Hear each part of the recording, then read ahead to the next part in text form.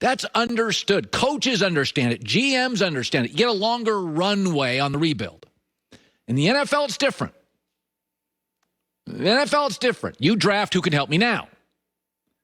If you do take a guy who's not going to play for 2 years, Green Bay, Jordan Love, they're still getting crap for it. Last year, the 25 first draft picks in the NFL all played significant time. One team 2 years ago said, we're going to go with a ceiling guy. Green Bay is still the quarterback was mad. The fans were mad. The media crushed him. In the NFL, and why is this? Because in the NFL, a coach and sometimes a GM, you don't get a 4-year rebuild. You don't get a 3-year rebuild. Right now, John Gruden has the longest runway in the NFL for a rebuild. He's got the longest runway. His teams have gotten better every year. We understand he plays in a division with like Andy Reid. And he's won a Super Bowl. And he's still getting crap. As a lot of people, myself included, we're about ready to go off it. And he's gotten better every year. And he's got a Super Bowl. But in the NBA, it's different.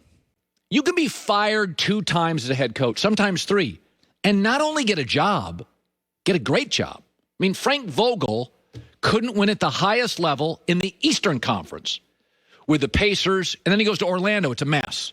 He not only gets a job, he gets the LeBron Laker job. That's a great job. That's the best job in the market. And I love Vogel, but in the NFL, also, Mike D'Antoni, good God, folks, how many times has that not worked? He literally doesn't like bigs or defense. Now he's got the best assistant job in the league, and if Steve Nash doesn't work, he'll get that job too. Tibbs not only lost, but he was starting to get a narrative like oh, he burns everybody out. He's a retread. I mean, when he got hired, Joy and I were like, what? He got the most valuable franchise in the league job, the Knicks. That's harder to do in the NFL, and coaches know it. I mean, in the NFL, as a GM or a coach, if you don't win in your first job, and it's kind of ugly, Ryan Grigson, GM of the Colts, you don't get interviewed for a GM job again. If Ryan Pace in Chicago gets booted after drafting Trubisky, it's over. He'll never be a GM again. Like if you bomb as a coach, like Freddie Kitchens, it's over. It's done. In the NBA, you get more chances. So in the NFL, what does that mean? There's fear. These are great jobs. You can make like $10 million a year. It's fear that I got to win now. The fear is so palpable and so real in the NFL, and this is why I think Mac Jones is going to get drafted by Kyle Shanahan. Think about Kyle Shanahan. Dad's a Hall of Famer. I mean, he's understood. He beat Sean McVay in the same division head-to-head with backups. Nobody would argue that Kyle Shanahan can't coach. In the 1 year he had a starting quarterback, they go to the Super Bowl. But I think it's real for Kyle Shanahan.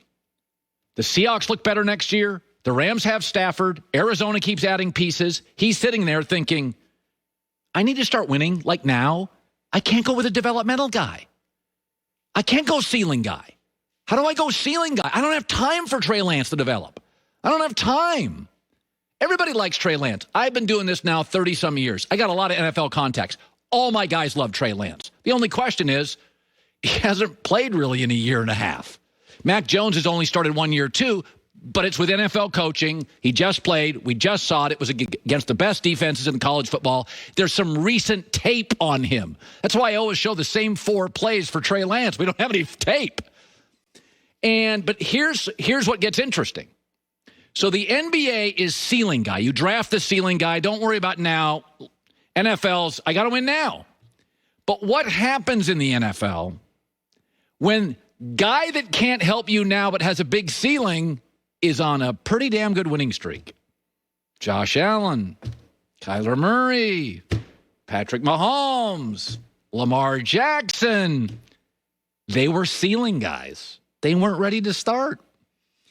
And they're like winning 75% of their games. Uh-oh. That's the problem. That's what fans see. That's the dilemma for Kyle Shanahan, is that he's always been in the league. Can you play and help me now? And I do think Mac Jones, according to people I trust, can walk in with that offense and win games. And I do think Trey Lance has a higher ceiling. and Justin Fields has a higher ceiling, but may not quite be ready to go right now in the NFL's toughest division.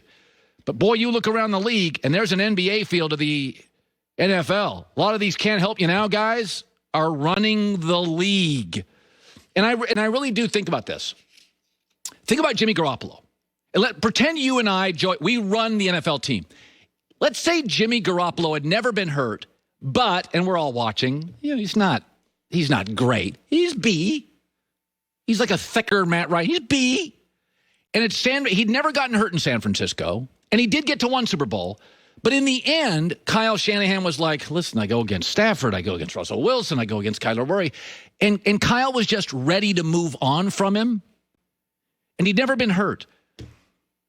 I think he would draft Trey Lance. Because then you could say, okay, I'm going to get hit in the chops for a year. I'm fine.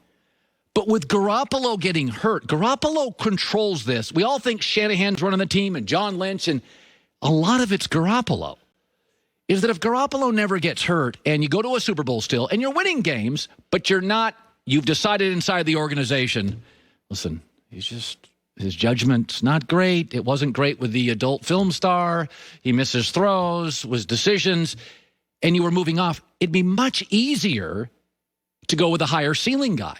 But that's not the league we live in. Like, I'm not a Mac Jones fan. He looks small to me. His arm is average. Like, if Joe Burrow couldn't move and Tony Romo couldn't move, that's Mac Jones. Yeah. What made Romo and what makes Burrow to me is their escapability. Burrow, Romo feel like the same guy to me. Burrow, a little higher ceiling.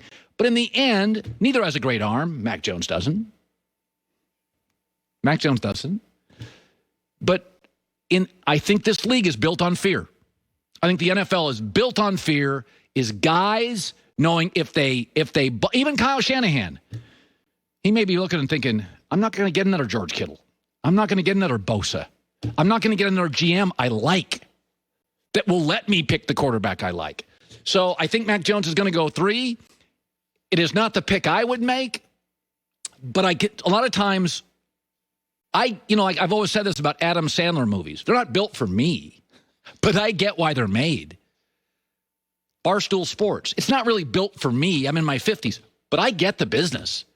Like, I get the Mac Jones pick. I just wouldn't do it. And I certainly wouldn't have given away multiple picks to get Mac Jones. And I will say this, that here's the interesting thing. To show you how much Garoppolo's injuries are controlling it, I'll just throw this out there. I'll talk about it more later.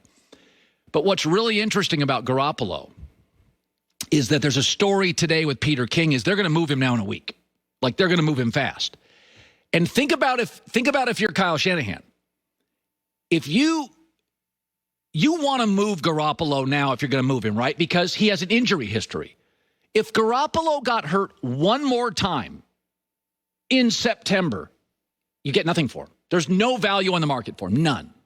Today, according to Peter King, multiple calls, most will give up a second-round pick. Denver's like, he's ready to play. Justin Fields, we don't want to wait anymore. Again, Vic Fangio doesn't want to wait to win either. He wants to win now. Jimmy Garoppolo can win now. Denver very interested in the Jimmy Garoppolo thing. But Garoppolo could literally go from getting you a second-round pick, if you traded him to Denver today, to getting nothing. In the NFC West, I can't go with nothing. I can't lose my quarterback and have nothing. So the feeling is, if Peter King will join us this hour, is they're taking calls and they want to move him and they want to get a pick.